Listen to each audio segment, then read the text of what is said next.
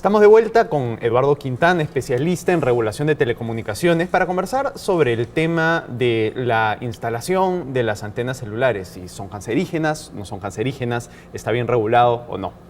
Hola Eduardo. ¿Cómo estás? Gracias por venir. Muchas gracias también. La Organización Mundial de la Salud estableció en el 2011 que las radiaciones de las antenas celulares se encontraban en el grupo 2B de cancerígenos. Este es un grupo de elementos o de una serie de, no sé, factores, cosas que pueden producir cáncer, pero sobre los que existe solo evidencia muy limitada o muy escasa acerca de su potencial cancerígeno. Entonces, entiendo que sobre la base de este miedo, de este peligro, es que se regula la instalación de antenas celulares, ¿cierto? Sí, es correcto.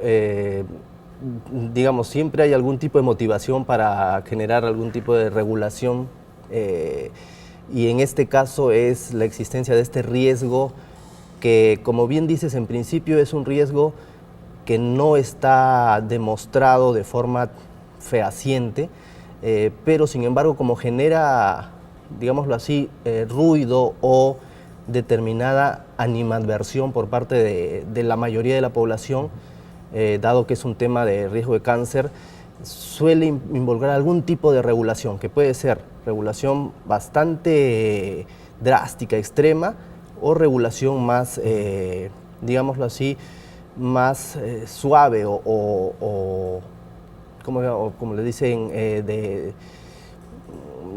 light touch, como le llaman en teoría regulatoria, ¿no? Sí. Ahora, pero es solo a raíz de un miedo de la población, porque, a ver, si bien la OMS ha dicho no existe evidencia concluyente, por algo incluye estas antenas o la radiación que producen estas antenas dentro de su lista de posibles cancerígenos, ¿no? Es mucho más que si quieres pánico de la población, ¿no? Hay algo de evidencia debe existir, ¿o no? Sí. Como en todo en la vida, la verdad es que existen estudios científicos que señalan la existencia de un riesgo. Algunos estudios incluso son más, digámoslo así, más arriesgados y señalan que existe un riesgo importante. Por otro lado, también existen estudios más bien que van al otro extremo y dicen que no existe ningún riesgo. Y esto ya se ha discutido bastante en otras realidades, en otros países. Y efectivamente, digamos que en el momento actual, el statu quo es que existe, ¿no es cierto?, cierto riesgo. Sí. No hay duda de esto, existe cierto riesgo. El tema es que el riesgo es un tema de probabilidades muchas veces, ¿no es cierto? Entonces, en función de eso es que se decide adoptar determinado tipo de regulación, porque de hecho existe el riesgo. Pero yo no diría que es un riesgo, pues, notorio y que es un riesgo con casos muy graves demostrados fehacientemente. Eso yo no lo diría, no lo he visto, al menos. Claro. No es como, por ejemplo, el caso del cigarrillo, que o sea, ya sabemos que produce cáncer. Ahora, podría ser como el caso del cigarrillo hace, no sé, 70 años, ¿no? Que se decía que no producía cáncer y después se descubrió que producía cáncer. Es correcto, o como el caso, digamos, del asbesto, ¿no es cierto? Sí. Que hace bastante tiempo se decía que en ninguna de sus formas o modalidades tenía problemas o riesgos de cáncer. Poco a poco se ha ido suavizando esa posición y se ha dicho más bien que sí tiene riesgo de cáncer en determinado tipo de presentaciones. Y la visión actual más bien es que casi en todas sus presentaciones genera estos riesgos. Claro. Entonces, efectivamente, lo mismo podría estar ocurriendo con las antenas. Yo no podría arriesgarme a afirmar directamente que no existe o que sí existe plenamente. Son estudios científicos finalmente y de hecho la Organización Mundial de la Salud tiene fundamentos para haber incluido esto en una lista. Claro, ¿no? Ahora, es cierto, la Organización Mundial de la Salud también dice no existe evidencia concluyente. Ahora, ¿qué es lo que debe hacer el Estado o qué viene haciendo el Estado para protegernos a todos los ciudadanos frente a si quieres, probable riesgo? De hecho, el Estado o los estados en distintos lugares buscan algún tipo de forma en la cual la implementación o la instalación de las antenas, una de dos, o cumpla determinados parámetros, o si no, busca que las antenas sean instaladas ya en términos geográficos en zonas donde haya menos concentración poblacional, digámoslo Ajá. así.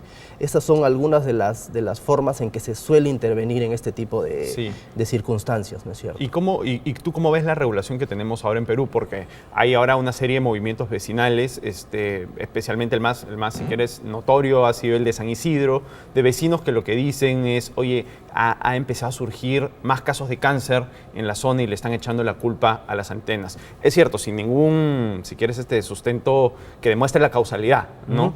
Pero bueno, el hecho es que hay mucha gente preocupada. Entonces, ¿tú cómo ves la regulación, los estándares que se ponen para proteger a las personas de este riesgo? ¿Son correctos? No.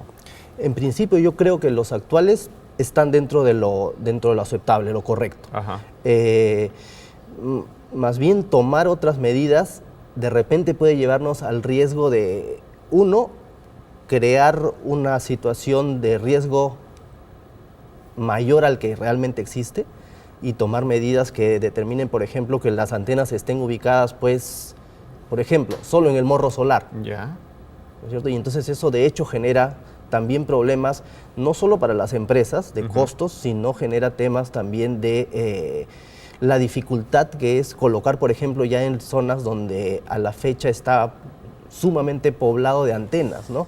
El espacio. Entonces, de hecho, si bien se corrige, digamos, un problema que es este temor de la población y se enfrenta a la situación dándole tranquilidad a las personas, por otro lado también se pueden crear infinidad de efectos De otros problemas. ¿no? que tampoco hay que minimizarlos. O sea, y los eventuales problemas sería, como tú dices, empezar a colocar, a concentrar, digamos, la colocación de antenas, digamos, en zonas donde la gente no reclama, ¿no? Aumentando la radiación acumulada en esas zonas, ¿no? Pero, ¿y qué otros problemas? O sea, ¿qué otros problemas vinculados con la falta de desarrollo de infraestructura celular, por ejemplo?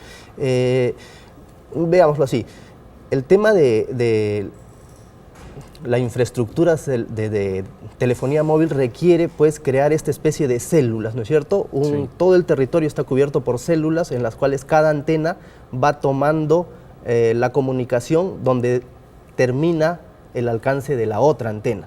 Entonces, claro, si el Estado decide definir que todas las antenas tienen que estar en determinadas zonas, por ejemplo, 4 zonas dentro de Lima metropolitana, sacarlas de San Isidro, sacarlas de Miraflores, sacarlas de Surco y ponerlas pues dentro de las periferias e incluso dentro de las periferias en zonas como tú dices, o donde no hay población o donde la gente no reclama mucho, lo que se genera no solo es la concentración de eventuales radiaciones, sino también se genera un problema de dificultad que el propio servicio de telefonía móvil pueda verse degradado, ¿no es cierto? O de necesidad de inversiones que eventualmente, si es que son posibles, pueden afectar, digamos, el desarrollo técnico del propio servicio.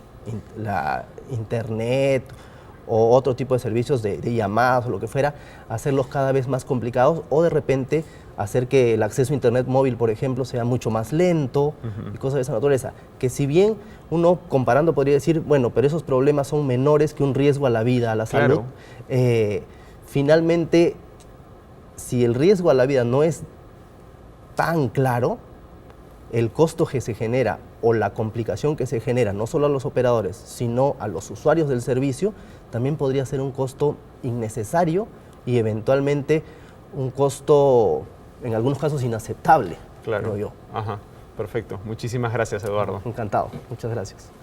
Bueno, vamos a una pausa y regresamos. Scotiabank, descubre lo que puedes lograr.